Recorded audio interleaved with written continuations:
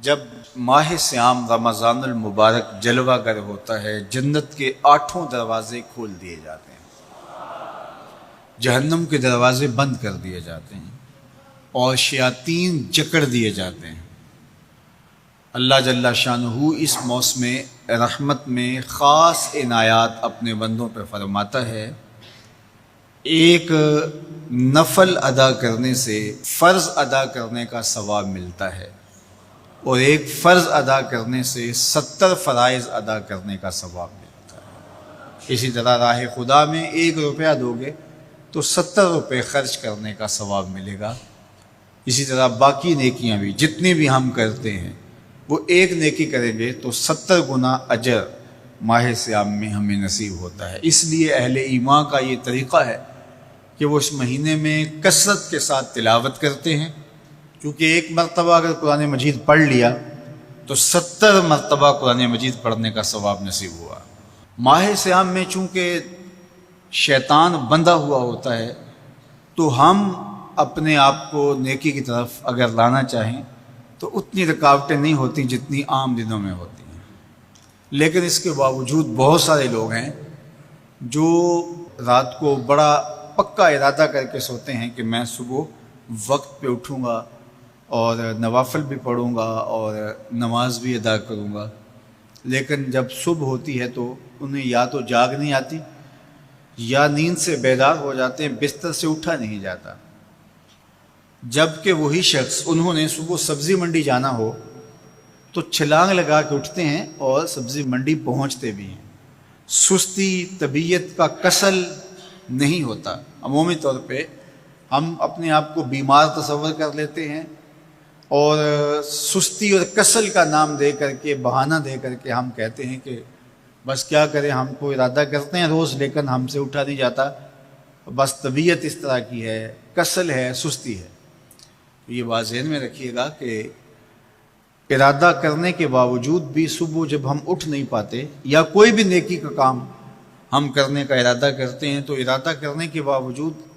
ارادہ ہی رہ جاتا ہے، ہم کر نہیں پاتے، تو اس کا سبب یہ ہوتا ہے کہ بہت سارے ہم گناہ کر چکے ہیں اور ان گناہوں کی وجہ سے ہم نیکی کی توفیق نہیں پاتے۔ حضرت حسن بصری رضی اللہ تعالی عنہ نے یہی وجہ اس کی بیان فرمائی ہے۔ تو اس کا بہترین طریقہ یہ ہے کہ توبہ کی جائے، اور توبہ بھی سچے دل سے کی جائے، رو رو کے اللہ سے گناہوں کی معافی مانگی جائے، اور سچے دل سے جب توبہ کی جائے تو پھر سارے گناہ نہ صرف مٹا دیے جاتے ہیں بلکہ ان کو بدل کے نیکیوں میں تبدیل کر دیا جاتا ہے۔ تو ماہ سیام کے اندر پختہ عزم کریں اور اس عزم کو عمل کی شکل دینے کے لیے سچی توبہ کریں کہ ہمارا یہ رمضان اس طرح سے گزرے، یہ مہینہ اس طرح سے بسر ہو کہ ہم اس مہینے میں اللہ تعالیٰ کی قربت حاصل کر لیں، ہم گناہوں سے پاک ہو جائیں اور ہم جو ثمرات ہیں، جو فوائد ہیں اس مہینے کے، وہ ہم سمیٹ سکیں۔ تو یہ وہ مہینہ ہے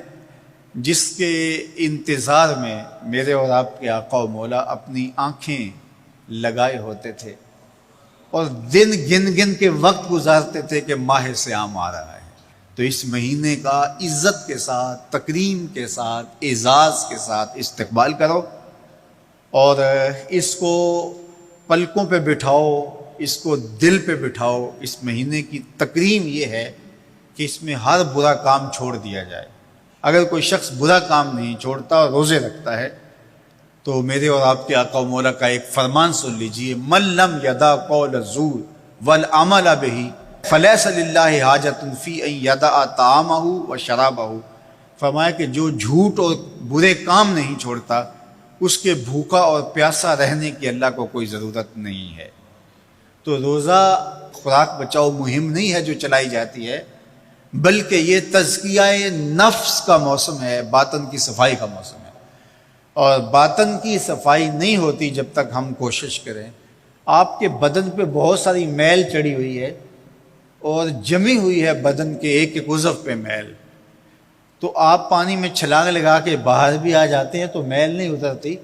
چلو کچھ نہ کچھ فرق تو ضرور پڑ جاتا ہے، لیکن میل نہیں اترے گی۔ میل کب اترے گی؟ جب آپ اپنے بدن کو مل مل کے اس کے اوپر صابون لگا کر کے اچھی طرح سے اس کو جب اتاریں گے محنت کوشش سے، تو پھر آپ کا بدن مہک جائے گا، ہلکا پھلکا ہو جائے گا، میل اتر جائے گی۔ یہ موسم رحمت ہے، اللہ کی رحمتوں کا می برسے گا، اس سے کچھ نہ کچھ فائدہ تو ہوگا ہی، لیکن حقیقی فائدہ وہی حاصل کرے گا جو اپنے گناہوں کو مل مل کے دھوئے گا اور اپنے آپ کو صاف کرنے کی کوشش کرے گا۔ تو اپنے من کے میل اتارنے ہیں، اپنے باطن کے میل اتارنے ہیں، اپنے اعمال کی درستگی کی کوشش کرنی ہے۔ صلاۃ التراویح مسجد میں نہیں آ سکتے تو گھروں میں پڑھ لیجئے، جس طرح بڑی عمر والے لوگوں کو، بیمار لوگوں کو کہا گیا کہ آپ گھروں میں پڑھ لیں، بچوں کو کہا گیا، لیکن چھوڑیے گا نا، یہ رمضان المبارک کا خاص عمل ہے۔ آج کل دین بیزار طبقہ مختلف جگہوں پہ بیٹھ کے مسجد پر، مدرسے پر، تراویح پر، ان چیزوں پر تبصرہ کر رہا ہے اور اتنا ہلکا ثابت کرنا چاہ رہا ہے ان امور کو، جس طرح یہ چیزیں ہوتی کچھ نہیں ہیں، جبکہ ماہ صیام کے قیام پر میرے اور آپ کے آقا مولا نے بشارت دیتے ہوئے فرمایا، من قام رمضان ایمانا و احتسابا غفر لہ ما تقدم من ذنبہ، جس نے رمضان المبارک کی راتوں میں قیام کیا ایمان اور محاسبہ نفس کے ساتھ، اللہ اس کے پچھلے سارے گناہ معاف فرما دیتا ہے۔ یہ بہت بڑی دولت ہے، تو اس دولت کو ضرور سمیٹیے گا، ضرور حاصل کیجیے گا۔ من کی ستھرائی، عفت اور پاکیزگی کا ساتھ